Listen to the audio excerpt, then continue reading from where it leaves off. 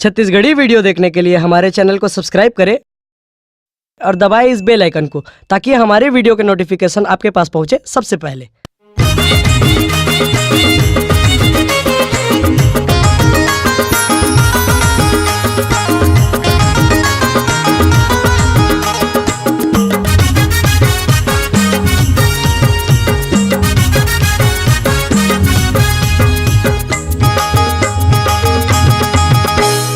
धनिया के बाजार माँ देखे रहे तोला, भौराडी के खार माँ भेटे रहे तोला।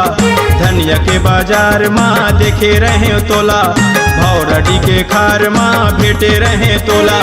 जबले देखे तोला तरसथे मोर चोला, जबले देखे तोला तरसथे मोर चोला। ए रानी वो ए गोरी वो मुला प्यार हो गे, ए रानी वो ए गोरी वो मुला प्यार हो गे। धनिया के बाजार माँ देखे रहे तोला, भौराडी के खार माँ भेटे रहे तोला। जबले देखे तोला तरसथे मोर चोला, जबले देखे तोला तरसथे मोर चोला। ए रानी वो ए गोरी वो मुला प्यार हो गे,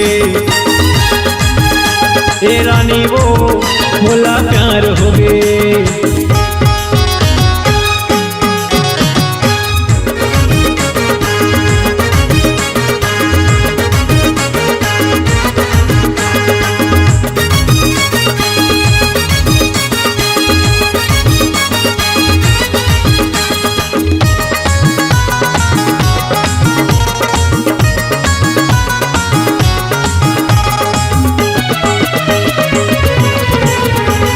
पूछता बे गोरी वम गोस्वामी मोरे नाव, खाड़ा के तीर में परसाही मोरे गाँव। पूछता बे गोरी वम गोस्वामी मोरे नाव, खाड़ा के तीर में परसाही मोरे गाँव। सीपत ले जाके तोला शॉपिंग कराहूँ, खमरिया के विलासा माँ कपड़ा देवा हूँ। सीपत ले जाके तोला शॉपिंग कराहूँ, खमरिया के विलासा माँ कपड़ा देवा हूँ। जबले देखे तोला तरसथे मोर चोला, जबले देखे तोला तरसथे मोर चोला।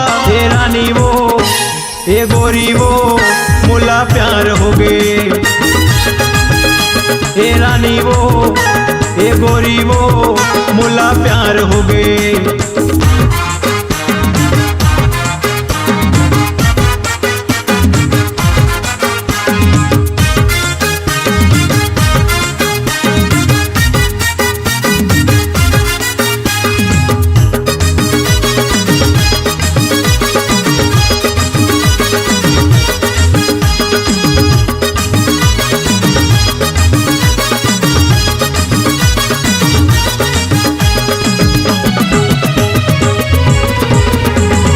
लीलागर के नदिया माँ तोला नहवहूँ, मन के स्वरी दई के तोला दर्शन करहूँ।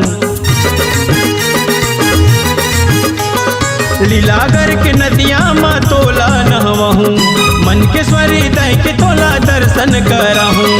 धनिया के दुकान माया बे संझा के बेरा, मोर दिल माँ करे रानी तैहा बसेरा। धनिया के दुकान माया बे संझा के बेरा, मोर दिल माँ करे रानी तैहा बसेरा। जबले देखे तोला तरसथे मोर चोला, जबले देखे तोला तरसथे मोर चोला। ए रानी वो ए गोरी वो मुला प्यार हो गे, ए रानी वो ए गोरी वो मुला प्यार हो गे। धनिया के बाजार माँ देखे रहे तोला, भौराडी के खार माँ भेटे रहे तोला। धनिया के बाजार माँ देखे रहे तोला, भौराडी के खार माँ भेटे रहे तोला। जबले देखे तोला तरसथे मोर चोला, जबले देखे तोला तरसथे मोर चोला। हे रानी वो ए गोरी वो मुला प्यार हो गे, ए रानी वो ए गोरी वो मुला प्यार हो गे। ए रानी वो ए गोरी वो मुला प्यार हो गे, ए रानी वो से गोरी वो मोला प्यार हो गए, मोला प्यार हो गए। अगर आप अपनी आवाज को एक नया आयाम देना चाहते हैं तो चले आइए मल्टी ट्रैक डिजिटल रिकॉर्डिंग के लिए संपर्क करें HK म्यूजिक कंपनी, कोटा डबरी, चांपा, छत्तीसगढ़।